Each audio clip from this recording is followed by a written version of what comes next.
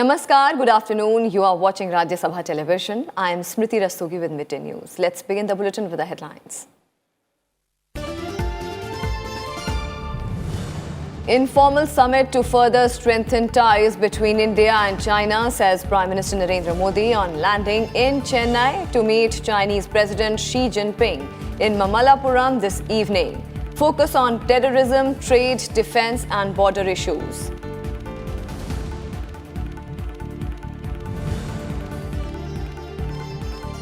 India-Comoros delegation-level talks underway. Several agreements expected to be signed during Vice President M. Venkaiah Naidu's visit to African nation. Naidu to address Comoros Parliament in the evening.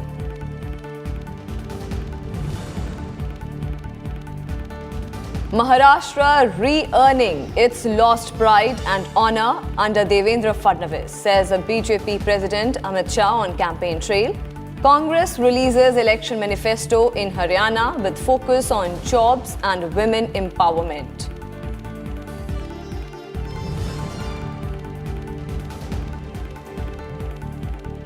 Delhi's second airport in Hindon to operate first flight from today. A 9-seater plane set to take off from Uttarakhand's Pithoragarh at 1:30 p.m.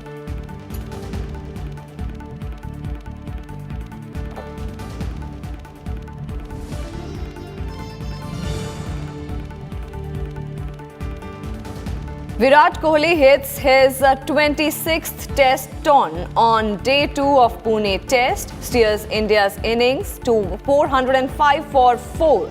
Ajinkya Rahane falls to South Africa's Keshav Maharaj after scoring 55 runs and a 178-run partnership with Kohli.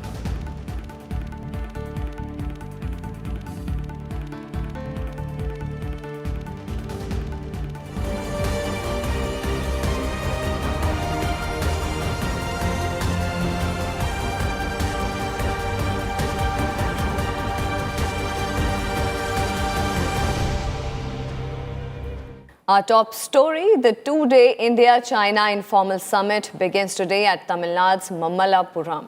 Prime Minister Narendra Modi arrived in Mamallapuram a short while ago to attend the summit. In a tweet, he wished the summit will further strengthen ties between India and China. Prime Minister will hold talks with Chinese President Xi Jinping on development and cooperation during the summit. Xi Jinping will be accorded a red carpet welcome upon his arrival at around 5 p.m. today evening. President Xi and Prime Minister Narendra Modi will visit 3 iconic monuments and witness a cultural program at the Show Temple complex. The Prime Minister will also host a private dinner for Xi at the temple complex. On Saturday, the two leaders will have a one-on-one meeting followed by delegation-level talks. After the talks, Prime Minister Modi will host a lunch for Xi. The Chinese leader will leave for Chennai airport in the afternoon.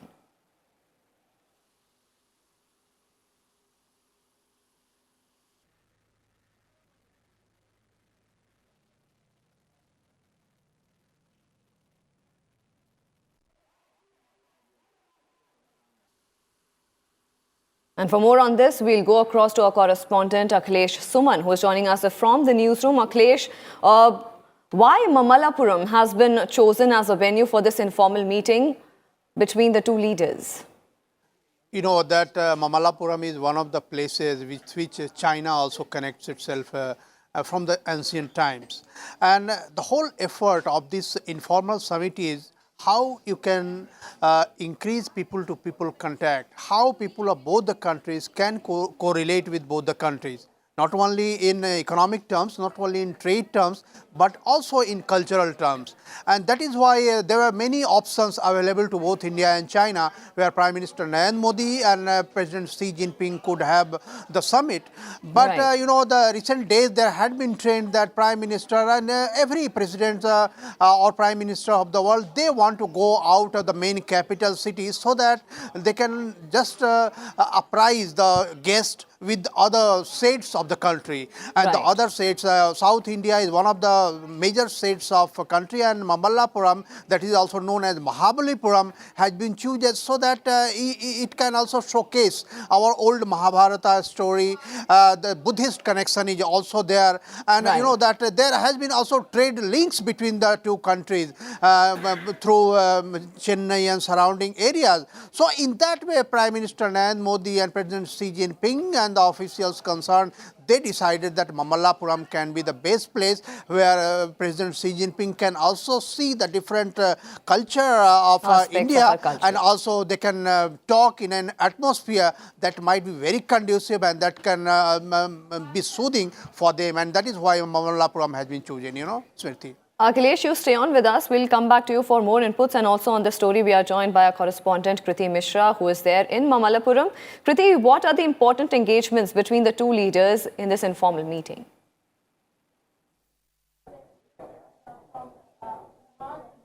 Well, Smriti, even as we are speaking right now, a convoy has left from ITC Chola to receive Chinese President Xi Jinping, and Prime Minister Modi has already arrived in Mamallapuram, and he's already going to Fisherman's Cove. That is where he's going to stay. As far as the two sides are concerned, there are several bilateral and also regional as well as global factors to be discussed during the delegation level talks. As far as the meeting or the itinerary for today is concerned, both the leaders would be attending a cultural event. They would also be going and visiting important historical sites, including the Arjuna Penance, the Five Rats, and also the other historical monuments in Mamallapuram. So certainly it is a very important informal summit between the two world leaders. And as far as the agenda goes, there's no set agenda, but remember, there are talks that the two sides may hold talks on several issues, including the trade deficit between India and China, which touched around $50 billion in the year 2018-19. Remember, many experts have said that this kind of trade deficit between the two countries is unsustainable, and the two sides would be looking at issues to further propel exports to China from India. There's another important issue that India is vying for long, that is greater market access in China in terms of the IT as well as the pharma products. The two sides may also discuss negotiations on regional comprehensive economic partnership. So several important issues, including combating global terror, may figure up in the talks between the two sides. So a very important informal summit. And as you know, Smriti, they say that 19th century was of British imperialism, the 20th century was American century, and they also say that 21st century is going to be the century of Asian hegemony. So certainly India and China are the drivers of growth of Asian power and prowess. So certainly the entire globe would be looking at the bonhomie between two leaders here in Mamallapuram. Over to you. Thank you so much, Kriti, for joining us, and thank you so much, Akhilesh, for giving all those inputs. So remember, a very important informal meeting between Prime Minister Narendra Modi and Chinese President Xi Jinping in Mamallapuram today. What Kriti told us, that trade deficit and security are the two major points which can be discussed on the sidelines of this informal summit. Moving on to some more developments, Vice President M. Venkaiah Naidu is on a two-nation tour to Comoros and Sierra Leone. Delegation-level talks are underway between the two nations. After the talks, several agreements are expected to be signed in presence of Vice President Naidu and Comoros President. Vice President Naidu will also interact with the President of the Comoros Assembly and address the Comoros Parliament later today. In his first engagement after arriving in Comoros on Thursday, Naidu addressed the Indian diaspora and urged them to join in scripting New India's growth story. He lauded the Indians in Comoros for keeping alive India's cultural heritage and for enjoying a reputation of being a peace-loving community.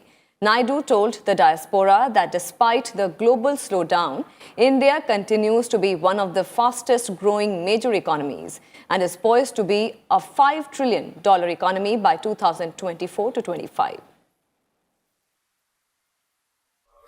3 Ds, which are democracy, demand and demographic dividend, are scripted in India's history. Indian diaspora is the 4th D in the picture. All of you have a role in the development of our country. We want you to join India's journey towards growth and prosperity. My dear sisters and brothers, Africa has been accorded top priority by Government of India and declared as a focus continent of our relations with Africa has intensified in the last 5 years.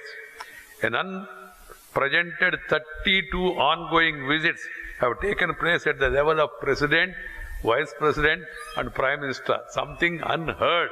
32 countries of Africa has been visited by Indian leadership.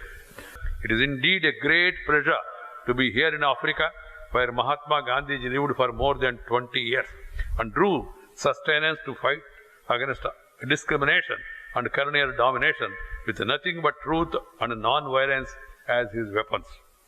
Gandhiji was an inspiration to all mankind, and he has spent more than 2 decades.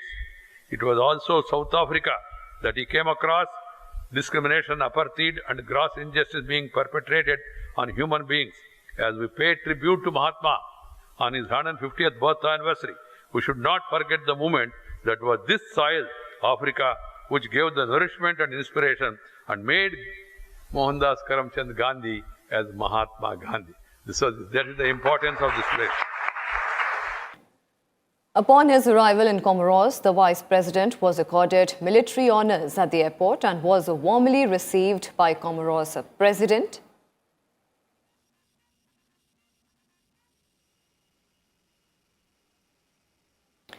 And let's now get you all the election stories.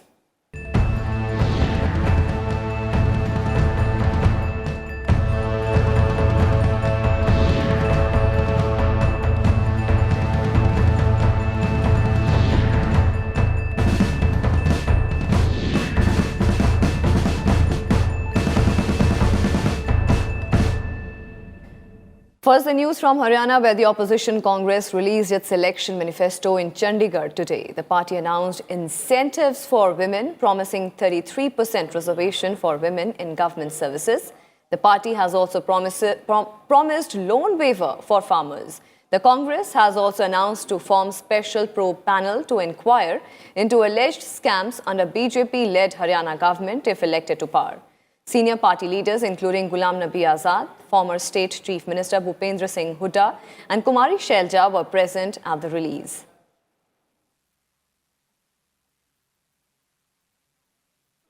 Haryana की जनता, हरियाणा के किसान, हरियाणा के मजदूर, हरियाणा के नौजवान, हरियाणा की हमारी माएँ, बहनें, बहू, बेटियाँ, आम जनता, बुद्धिजीवी कांग्रेस को वोट देकर कांग्रेस की सरकार बनाएंगे, ताकि हम अपना मैनिफेस्टो जो हरियाणा को विशाल बनाने के लिए, हरियाणा को मजबूत बनाने के लिए, हरियाणा को आधुनिक बनाने के लिए जो हमने अपने मैनिफेस्टो में वादे किए हैं, उस मैनिफेस्टो को हम पूरा कर सकें. An election campaign continues in poll-bound Haryana today as well. BJP leader and union minister is scheduled to campaign and address BJP booth workers in the state today. Chief Minister Manohar Lal Khattar will also campaign in Panipat, Karnal, Yamuna Nagar and Ambala city.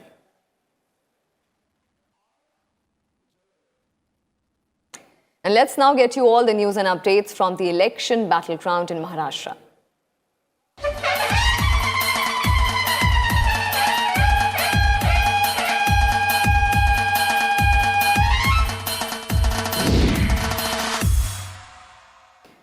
BJP President Amit Shah is leading BJP's election campaign in Maharashtra today. Addressing the public in Bulletin district, Shah listed his government's achievements in the state. He added that Maharashtra is re-earning its lost pride and honour under the leadership of Devendra Fadnavis. He also targeted the NCP-Congress alliance.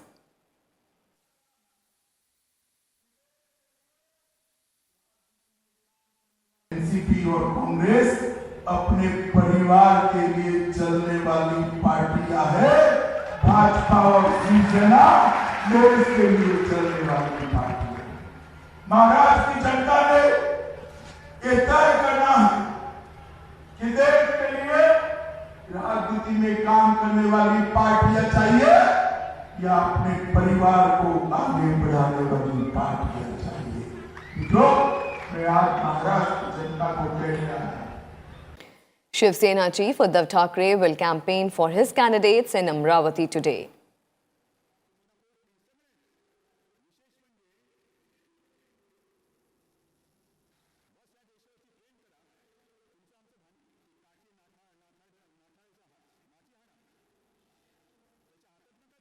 Meanwhile, political parties continue to face challenge from rebels contesting against party candidates.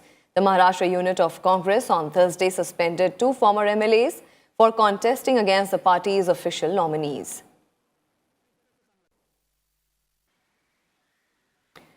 The BJP suspended 4 rebel candidates from the party, including Charan Wagmare, Geeta Jain, Balasaheb Ahale, and Dilip Deshmukh.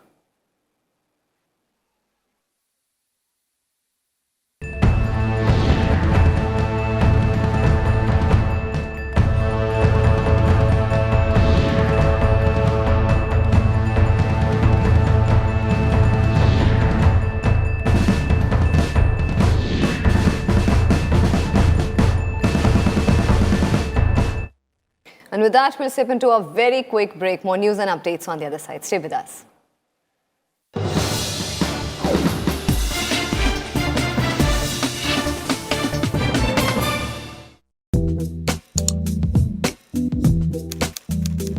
Three million people have now given the thumbs up to Rajya Sabha television. RSTV's growth has been phenomenal, with the journey from 2 million to 3 million being completed in less than 6 months. That's over 6,200 new subscribers every day. Our online viewers are engaging with us more actively. Every day, thousands like, share and comment on our videos. So come and join this growing tribe of RSTV viewers and get ready for an exciting journey.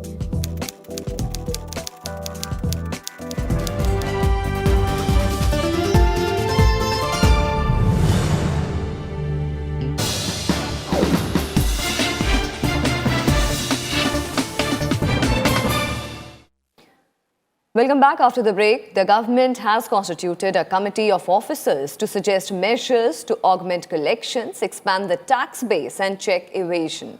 The official order has asked the committee to consider a wide range of reforms so that a comprehensive list of suggestions may emerge. Its key mandate is to suggest measures for expansion of tax base and make recommendations on improved compliance monitoring and anti-evasion measures. The panel comprises state-level GST commissioners and central government officials. The panel has been asked to look into systemic changes in GST, including checks and balances to prevent misuse. Also, it has been tasked to suggest measures to improve voluntary compliance as well as policy measures and changes in law needed. The committee will submit its first report within 15 days.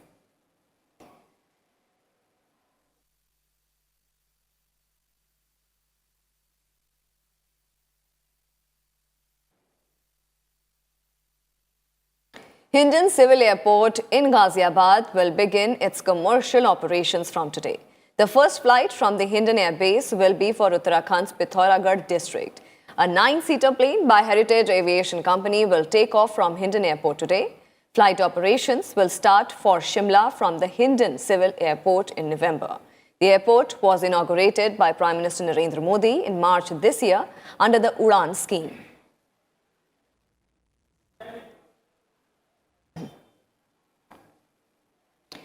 Railways has constituted an empowered group of secretaries to draw a blueprint for developing 50 railway stations with world-class standards.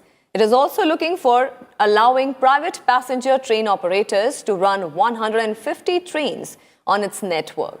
The order comes days after Niti Aayog chairman wrote to Chairman Railway Board V.K. Yadav proposing the formation of an empowered group to drive the process in a time-bound manner.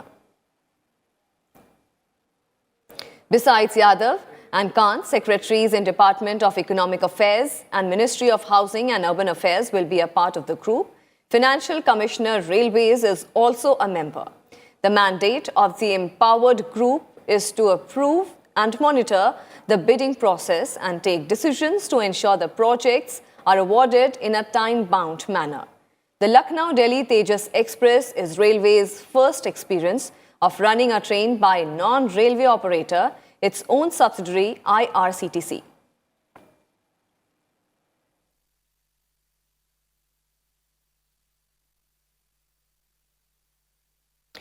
Under a new law proposed by Union Home Ministry, makers of prohibited arms illegally and those carrying such guns may have soon to be spent the remainder of their life in jail if convicted. According to the Draft Arms Amendment Bill, anyone possessing more than 2 licensed guns will have to deposit the third one with the authorities, as the government is planning to ban the practice of granting multiple licenses to an individual.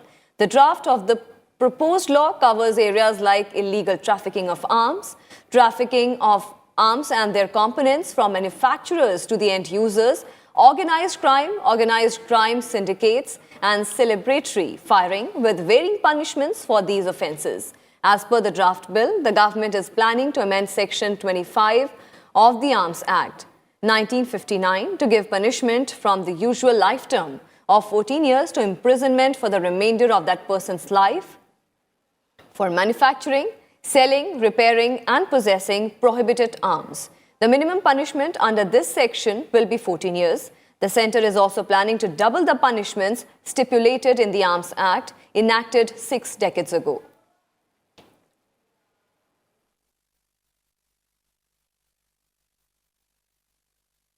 Prime Minister Narendra Modi has paid tribute to Lok Nayak Jai Prakash Narayan on his birth anniversary. In a Twitter message, Prime Minister Narendra Modi said that his contribution to the freedom struggle is immense. He also hailed him for his role in protecting democracy in post-independence era.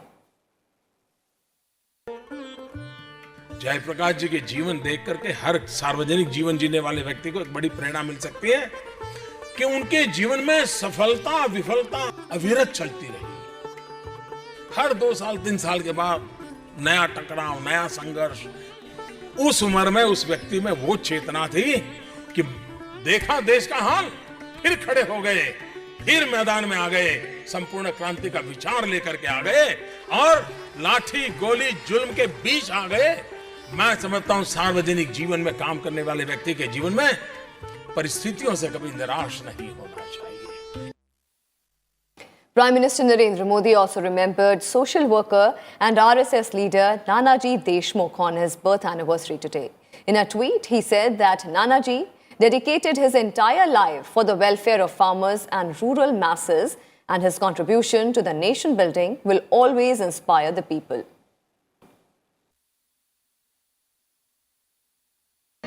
संगठन कौशल्य में तो माहिर थे ही थे और काम में भी उतना ही नीट एंड क्लीन काम करने की उनकी आदत थी।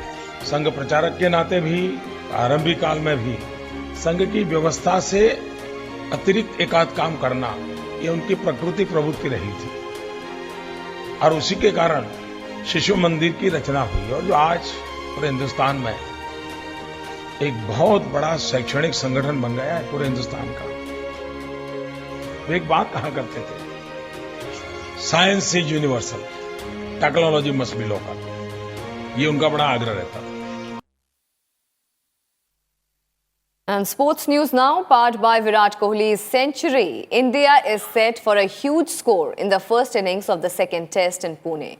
Virat Kohli scored his first test century of the year today. He is playing at 156 not out with Ravindra Jadeja on the other end. This is Virat Kohli's 9th 150-plus score as captain in the test cricket. At the end of the 129 overs, India was at 416 for 4 wickets. Earlier today, India resumed their first innings at the overnight score of 273 for 3 with Virat Kohli and Ajinkya Rahane at the crease. After lunch, South Africa get their first breakthrough as Keshav Maharaj gets Rahane's a wicket. He scored 59 runs. And that's all we have for you in this edition. Thank you for watching. Namaskar.